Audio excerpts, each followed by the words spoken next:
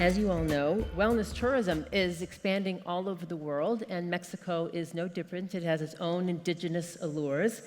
And here to conduct her own panel on the traditional Mexican Temazcal is Bonnie Baker, co-founder and managing partner of Satteva Spa and Wellness Concepts in Mexico. Please welcome Bonnie Baker.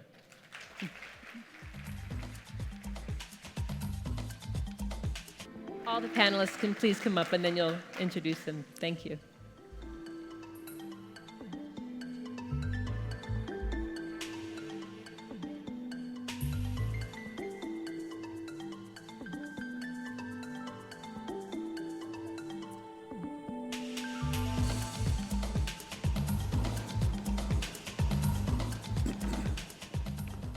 Well, good morning. It is such a great and fun honor to be here with you all this morning.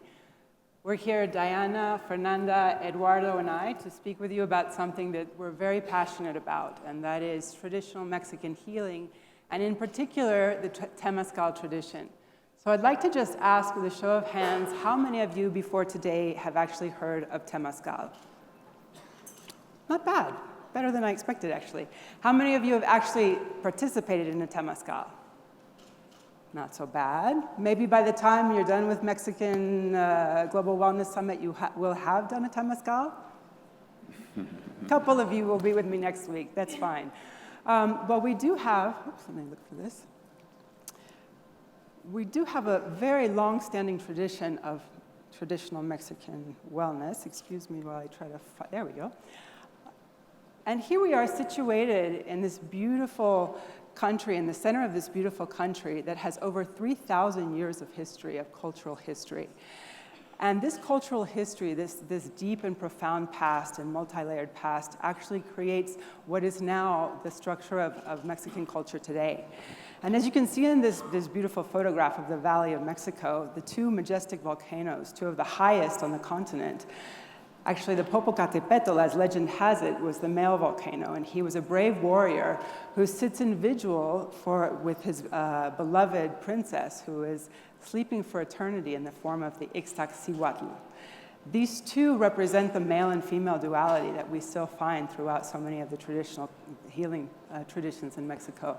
Now, when the Spaniards came through and landed in the Valley of Mexico through these two volcanoes, they actually found that they were awestruck with the sophisticated and vibrant civilization that they found. And that civilization was the Mexica, which was formerly known as the Aztec civilization. So the Mexica civilization, when it was thriving, was here in the middle of Mexico City in an actual island lake, in a lake in the middle of the island, an island in the middle of the lake. And it was, the capital was Tenochtitlan, and the ceremonial center was Teotihuacan, which many of you will be visiting during this time. And the Aztec culture flourished and gave incredible influence to what the Mexican culture is now. However, that was the center of the country. There are many Mexicos within Mexico, and we find a rich tapestry that's divided all throughout the country. Now, we can see in the architecture and in the art and in the astronomy that really what the early cultures knew about nature and about life was this complete juxtaposition, and they were completely immersed in nature. And as we heard from Louis this morning, there's a lack of communication now in our understanding of nature, but these early people actually had that understanding, and they were able to communicate.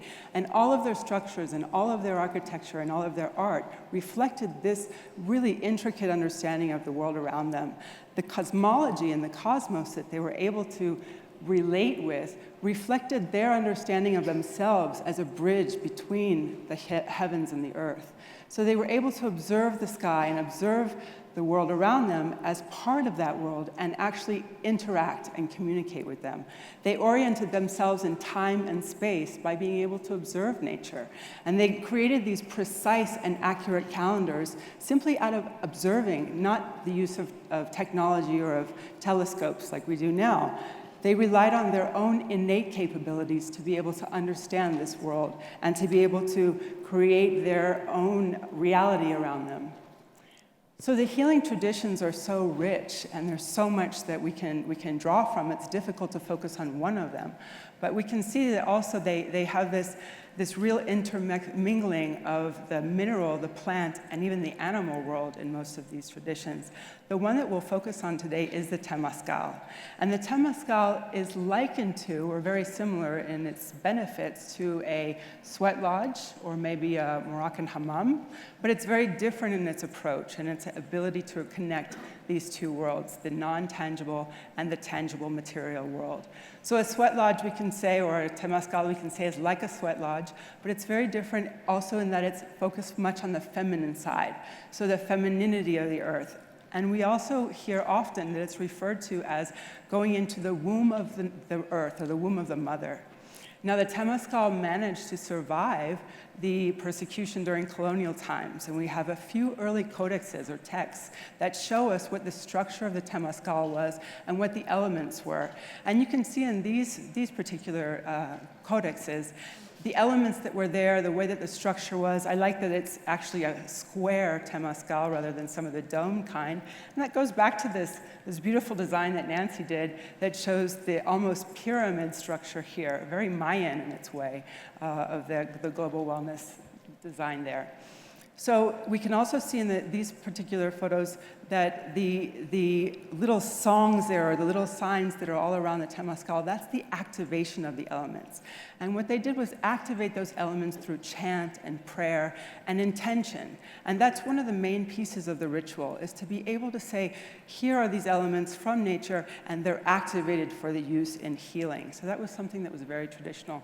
And here again, we go back to seeing something that's very male and female. So you have the female side, which is the womb of the mother, the womb of the earth and the moon, and the sun, which is the male cooking the stones, heating those volcanic stones, which will then be brought over into the womb of the earth, like the sperm of the sun heading over into the womb of the earth, taken over by the fireman. And so we also have a very specific flow of the Temazcal. The Temazcal ceremony has elements that need to be there, that are varied, but that actually activate and help the experience to be what it is, which is seen as a rebirth. So going into the Temazcal, having this experience, reconnecting with nature, reconnecting with the inner nature of the participant and the nature of higher consciousness in itself. So we'll hear more about the structure and the elements used in the Temazcal actually from Diana. Thank you. Okay. Oof, welcome to Magic Mexico. So such an honor to be here. And what a great opportunity we have to galvanize the wellness and spa tourism by adopting the Temazcal, rooted in authenticity, in consciousness, in culture, and so deeply connected with the human spirit, with nature, with man itself. So in the structure of the Temazcal, of the building of a Temazcal, mostly is always led by a Temazcalero. And we have a circular form where the entrance is always to the east, and the east is where the sun rises, and is always guarded by the 4 cardinal points. These are branches that are placed together either in 16-pole fashion, where an 8 star is drawn like sacred geometry, or 13 poles, which is more of a Mayan tradition. But whatever we do with the Temazcal is always connected to the spirit and to nature and to the universe. So we're going to take you through a little tour of the Temazcal. So this is a very traditional Temazcal made of adobe. And you can see, like Bonnie showed us in the codices, the fire element is connected to the body of the Temazcal. And there's always a pathway that leads into the entrance, which is the rebirth, the path of rebirth. We have here a sleigh Temazcal. This is a resort Temazcal. And we can see that also has the traditional idea of having the fire element next to the main body of the Temazcal. And the door or the entrance may be out of wood, mostly is a petate, as a sarape that covers, is like a traditional blanket. But the most important thing here is that in the entrance, you must go in all fours. And you must bless all your relationships. And it's like a sign of humbleness and respect to Mother Earth. So this is one of the deep meanings of the Temazcal. And this Temazcal is moored in the Inipi tradition, which is more like a sweat lodge, where the fire element is now separated from the main body of the Temazcal. And throughout the history, the different cultures, indigenous cultures, have made this shift of separating these two elements. And this is what we'll find mostly in all the Temazcals we see. This is my favorite. And this is a stone Temazcal. And for me, stones are like the memory keepers of the world. So just imagine going inside and, living all the limitations of the, the past and coming out, in a rebirth of feeling for life and for nature. This one is a very interesting one because it has the shape of a crocodile. And in the Mayan cosmology, reptiles were sacred, and this was part of the middle, the earth, the middle of the body.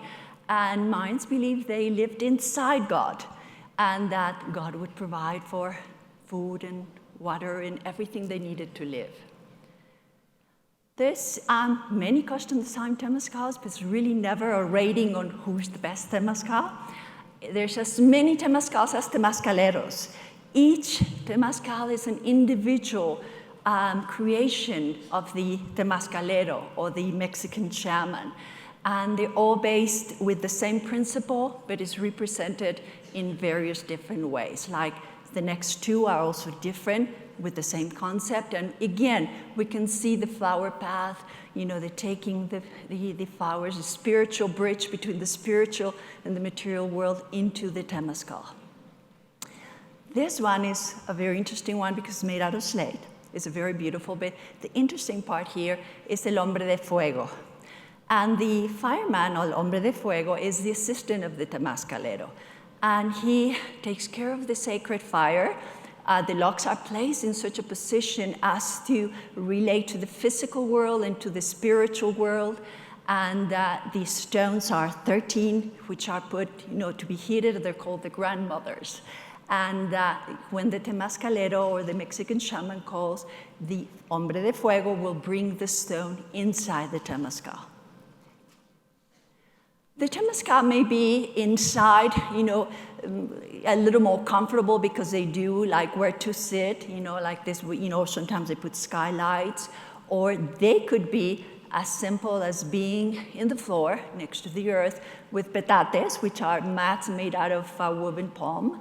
And the Temazcalero, the Mexican shaman, is in charge of the entire ritual. He needs to keep care of all the participants to help them find that deep connection between Mother Earth, themselves, and the universe. So I really believe that we have, a great opportunity to bring a lot of meaning into the spa and wellness industry by offering experiences that transcend and will help us perhaps change our perception of who we are as human beings and our relationship with the planet, Mother Earth, and the universe. And I really believe that Temazcal can bring a lot of tourism to Mexico. And my dream is to get the Temazcal into the world. And I really believe that this could be a really worthy endeavor for our ministries of tourism to help us facilitate, the taking into the world the Temazcal. And to know a little bit more of the deep meaning of the Temazcal, I'm going to pass this to Eduardo. Thank you.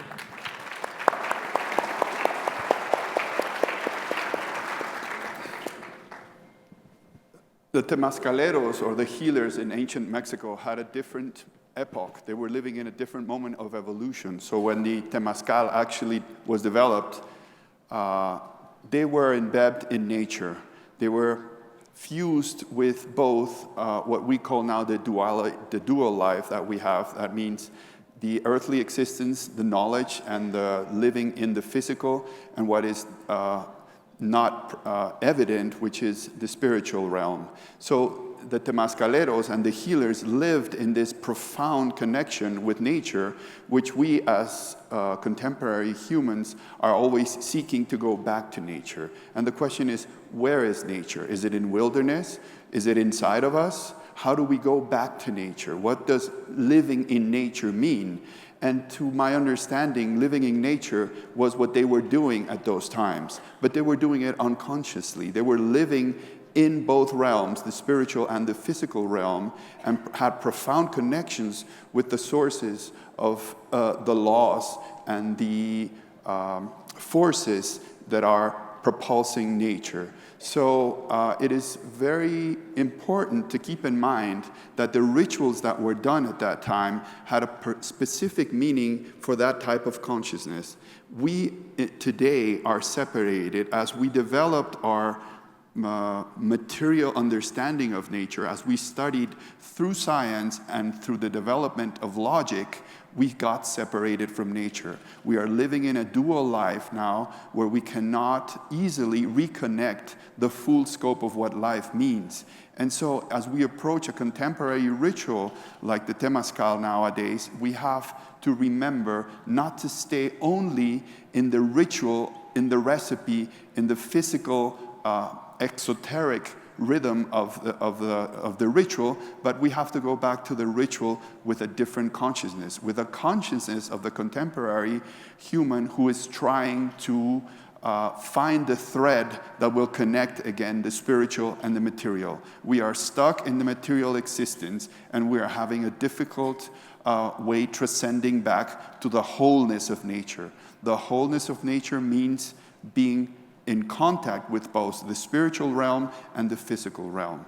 I'm going to have to keep it short because we're running out of time, and I want to introduce Fernanda, who is a contemporary, a healer, and who works with this. We must use these old, ancient traditions with our contemporary consciousness to bind together these two realms, which are now separated in our consciousness. Muchas gracias. Muchas gracias. Thank you very much. Let's breathe together. I would love to share with you this little experience. If you take the air through your nose with your hand like this, deeply, and blow, please. Take the air in again, and blow. Again.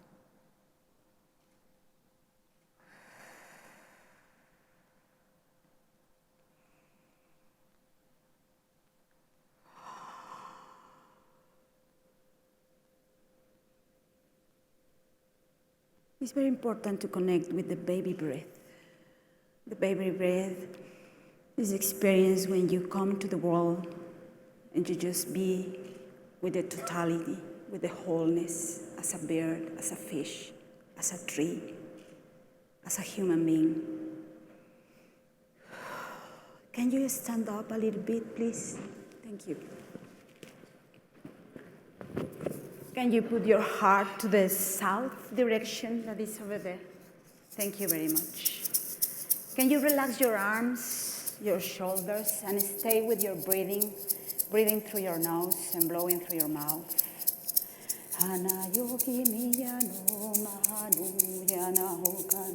Thank you, south. Thank you, south direction. Because we are here, we are alive. Thank you, south, for the female energy. Thank you. And please, can you do a little reverence to the south direction? Thank you very much. And let's turn to the north, please. North direction. North direction is connected with male energy.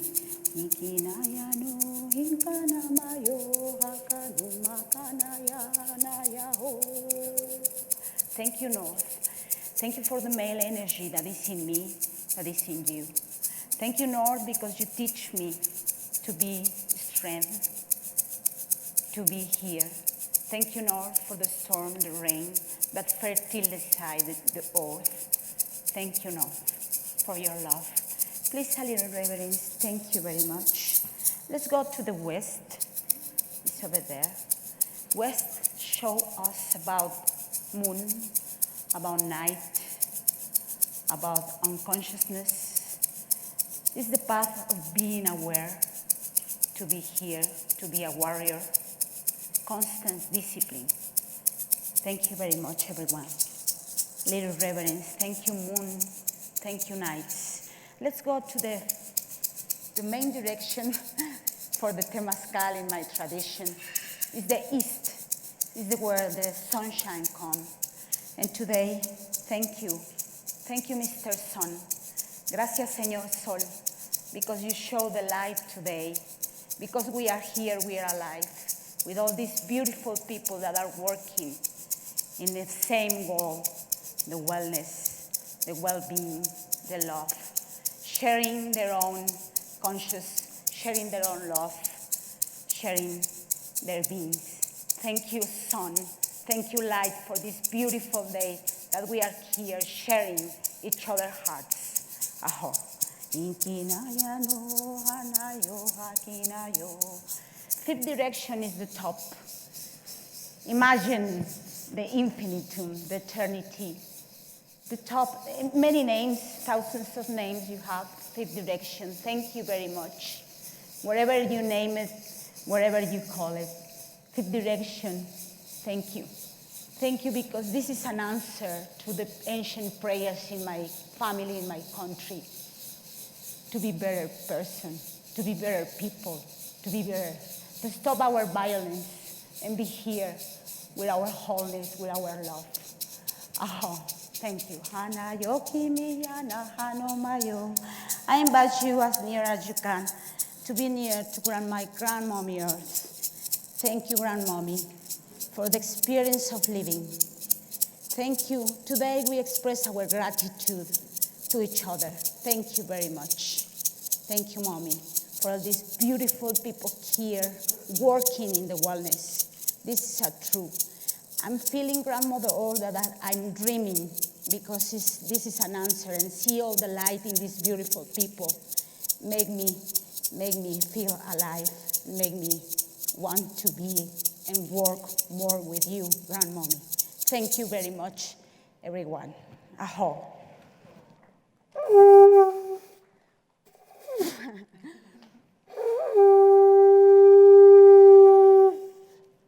Ajo. Muchas gracias. Muchísimas gracias.